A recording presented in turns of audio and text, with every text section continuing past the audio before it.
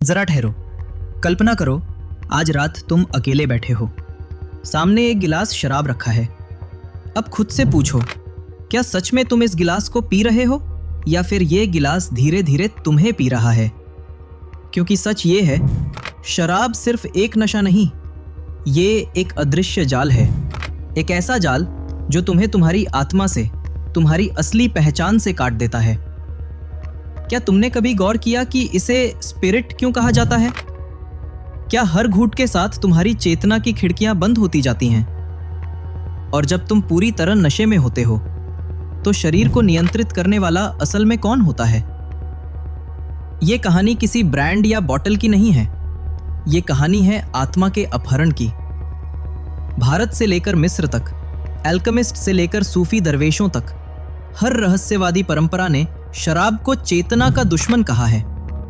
लेकिन आज समाज ने इसे मजे, पार्टी और आधुनिकता का प्रतीक बना दिया।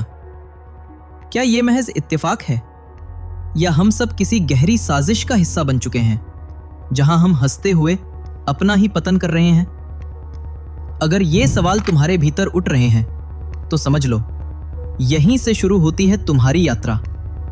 एक ऐसी यात्रा जो तुम्हें नशे के परे सच्चाई के गहरे अंधेरों तक ले जाएगी।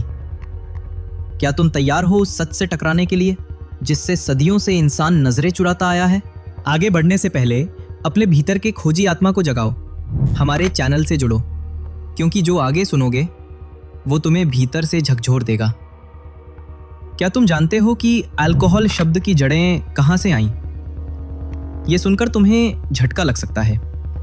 दरअसल अल्कोहल की उत्पत्ति अरबी शब्द अल-कूल से हुई है, जिसका असली अर्थ था एक सूक्ष्म सत्ता जो आत्मा को धीरे धीरे निगल जाती है।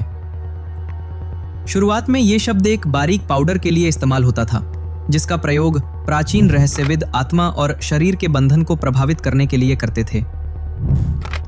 लेकिन समय बीतने के साथ यही शब्द उन द्रवों के लिए जुड़ गया जो चेतना को बदल देते हैं, और अंततः शराब का पर्याय बन गया। मिस्र, भारत और चीन जैसी प्राचीन सभ्यताओं का मानना था कि कुछ पदार्थ आत्मा और शरीर के बीच मौजूद पवित्र पुल को कमजोर कर देते हैं, और शराब उनमें सबसे खतरनाक थी।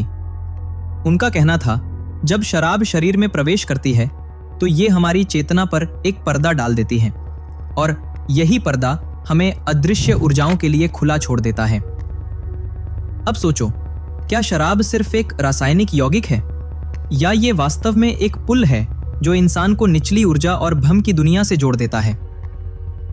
तो अगली बार जब तुम एक पैग उठाओ, तो जरा ठहर कर सोचो, क्या तुम सिर्फ शराब पी रहे हो, या कोई प्राचीन शक्ति तुम्हारी आत्मा को धीरे धीरे निगल रही है?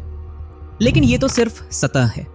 गहराई में प्राचीन परंपराएं कहती हैं, ये हमारी आध्यात्मिक सुरक्षा को तोड़ देती है। योग में इसे प्राणमय कोश कहा गया है, पश्चिम में इसे ऑरा। जब शराब इस आभा में दरार डालती है, तो नकारात्मक ऊर्जाएं भीतर घुसाती हैं, और वही ऊर्जाएं तुम्हारे विचारों, भावनाओं और कर्मों पर कब्जा कर लेती हैं। क्या तुमने कभी देखा है, कुछ लोग शराब पीकर ऐसे बदल जाते हैं जैसे कोई और उन्हें नियंत्रित कर रहा हो? वो बातें कहते हैं, वो काम करते हैं जो होश में कभी नहीं करते। क्या यह महज नशे का असर है, या फिर कोई अदृश्य सत्ता उनके जरिए काम कर रही होती है? प्राचीन शमन, योगी और साधु कहते हैं, नशे की अवस्था में आत्मा आंशिक रूप से शरीर से बाहर निकल जाती है, और यही वो पल है जब निचली चेतनाएं प्रवेश कर जाती हैं। तो सोचो, क्या तुम अपनी चेतना की रक्षा कर रहे हो, या उसे किसी अदृश्य आक्रमण के लिए खुला छोड़ चुके हो? और शायद यही कारण है कि नशे में व्यक्ति शारीरिक रूप से तो मौजूद होता है, लेकिन उसकी आत्मा कहीं और भटक रही होती है। इसे कहते हैं सोल डिस्कनेक्शन, जहां मन और आत्मा के बीच का पवित्र संबंध टूटने लगता है। शराब न सिर्फ नसों को छूती है, ये आत्मा की गहराई तक जाकर एक ऐसी दूरी पैदा करती है जो इंसान को उसकी ऊंची चेतना से काट देती है। योग ग्रंथों में कहा गया है, आत्मा और शरीर के बीच एक ऊर्जात्मक पुल होता है। कल्पना करो, तुम्हारी चेतना एक दीपक है, जिसकी लौ तुम्हें सच्चाई और ब्रह्मांड देखने की शक्ति देती है।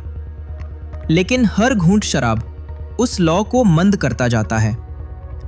यही है वो अदृश्य युद्ध, यही है वो हमला जो शराब हमारे भीतर छेड़ती है। ये सिर्फ दिमाग को सुस्त करने वाला तरल नहीं है, ये एक एनर्जी वेपन है जो तुम्हारी आभा को चीर देता है, तुम्हें ब्रह्म से काट देता है। आधुनिक विज्ञान कहता है शराब दिमाग के न्यूरोट्रांसमीटर्स को बदल देती है, तुम्हारे निर्णय कमजोर हो जाते हैं, सोच धुंधली हो जाती है। आत्मा और शरीर के बीच एक ऊर्जात्मक पुल होता है, इसे कहते हैं सूक्ष्म तंतु। शराब उस तंतु को कमजोर कर देती है, और जब ये तंतु कमजोर होता है तो इंसान एक खाली खोल में बदल जाता है। यही वह क्षण है जब बाहरी शक्तियां प्रवेश कर सकती हैं। कुछ परंपराएं इसे वॉक इन एंटिटी कहती हैं, एक ऐसी सत्ता जो अस्थायी रूप से तुम्हारे भीतर निवास कर सकती है। क्या यही वजह है कि नशे के बाद लोग सिर्फ संतुलन नहीं खोते, बल्कि अपनी नैतिकता, आत्मसंयम और चेतना भी गंवा बैठते हैं? क्योंकि जब आत्मा शरीर से जुड़ी नहीं रहती तो सवाल उठता है, निर्णय कौन लेता है, तुम या कोई और? अब सोचो, क्या ये सब सिर्फ नशा है, या आत्मा की अनुपस्थिति में कोई और तुम्हारे भीतर बैठ चुका होता है? और सबसे डरावनी बात, क्या ये संयोग है कि शराब को समाज में इतना सामान्य बना दिया गया है, या इसके पीछे कोई सोची समझी योजना है? इतिहास की परतें खोलो तो सच सामने आता है। शराब कभी उपहार नहीं थी, ये एक औजार थी, लोगों की चेतना को कुंद करने और उन्हें नियंत्रित करने का औजार। प्लेटो ने लिखा था, अगर किसी समाज को गुलाम बनाना हो तो उसे सुख सुविधाओं और नशे में डुबा दो।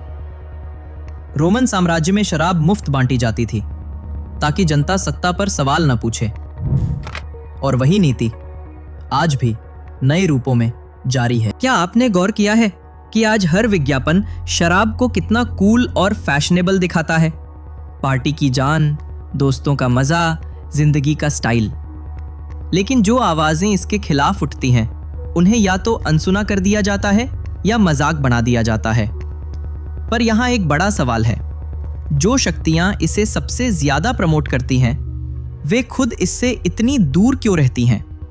क्या वे जानती हैं कि शराब सिर्फ एक मजा नहीं, बल्कि आत्मा के विरुद्ध एक शांत युद्ध, साइलेंट वॉर है?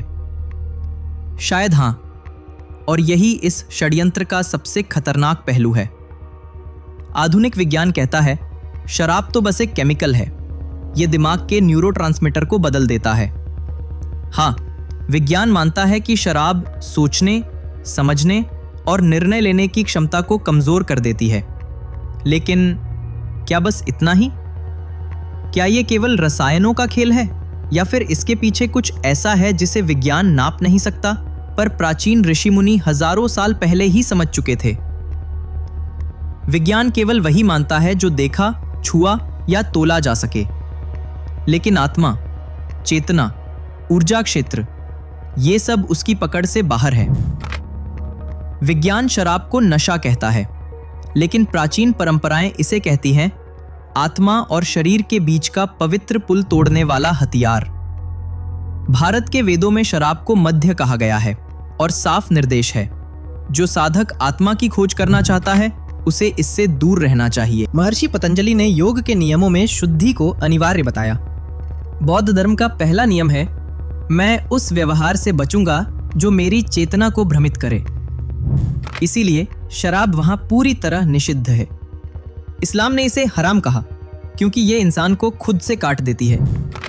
ईसाई रहस्यवादियों का मानना था शराब एक द्वार खोलती है, लेकिन ऊपर की ओर नहीं, बल्कि नीचे, अंधकार की ओर। आयुर्वेद कहता है कि हमारे शरीर में 3 प्रमुख नाड़ियां होती हैं, इड़ा, पिंगला और सुषुम्ना। यही वो मार्ग है जिससे कुंडलिनी ऊपर उठती है। लेकिन शराब इस सिस्टम को बिगाड़ देती है।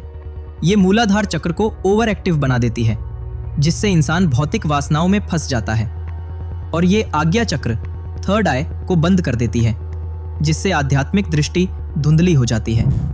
नतीजा, साधक कभी भी अपने उच्चतम स्वरूप से नहीं जुड़ पाता। आत्मा की असली जेल सोचो। भगवान शिव ने सोम रस का जिक्र किया, लेकिन उसका अर्थ था आंतरिक अमृत, ध्यान की परमानंद अवस्था, ना कि कोई बाहरी जहर। आज समाज शराब को नॉर्मल कहता है, पार्टी की जान, लाइफस्टाइल। और अगर तुम इसे नहीं पीते तो तुम्हें कहा जाता है पुराने ख्यालों वाले। लेकिन सोचो, क्या आधुनिकता वही है जो आत्मा को विक्षिप्त कर दे? क्या प्रगति वही है जो चेतना को काट दे? आत्मा की पुकार कल्पना करो। एक पक्षी है जो खुले आकाश में उड़ने के लिए बना है, लेकिन अगर उसे सोने के पिंजरे में कैद कर दिया जाए जहां हर सुविधा हो पर उड़ने की आज़ादी ना हो, तो क्या वो सच में आज़ाद है? अब यही सवाल खुद से पूछो, क्या तुम वाकई आज़ाद हो या शराब के एक अदृश्य पिंजरे में कैद? शराब कोई साधारण पेय नहीं है, ये आत्मा के लिए एक धीमा जहर है, एक अदृश्य जेल है जिसमें न जंजीरें दिखती हैं न दीवारें, पर कैद इतनी गहरी है कि आत्मा पुकारती है और मन सुन नहीं पाता। हर बार जब तुम शराब का एक घूंट लेते हो, तुम्हारी चेतना एक कदम पीछे हटती है, और हर बार जब तुम सजग होकर इनकार करते हो, तुम्हारी आत्मा और मजबूत होती है। ये केवल आदत बदलने की बात नहीं है, ये है आत्म मुक्ति की लड़ाई, कॉन्शियसनेस वर्सेस कंट्रोल की जंग। अब फैसला तुम्हारा है, क्या तुम अंधकार में कैद रहोगे या उस प्रकाश की ओर बढ़ोगे जो सदियों से तुम्हारा इंतजार कर रहा है। अगर इस वीडियो ने तुम्हारी आत्मा को झकझोरा है तो इसे लाइक करो, सब्सक्राइब करो और शेयर करो, क्योंकि एक जागी हुई आत्मा हजारों आत्माओं को जगा सकती है।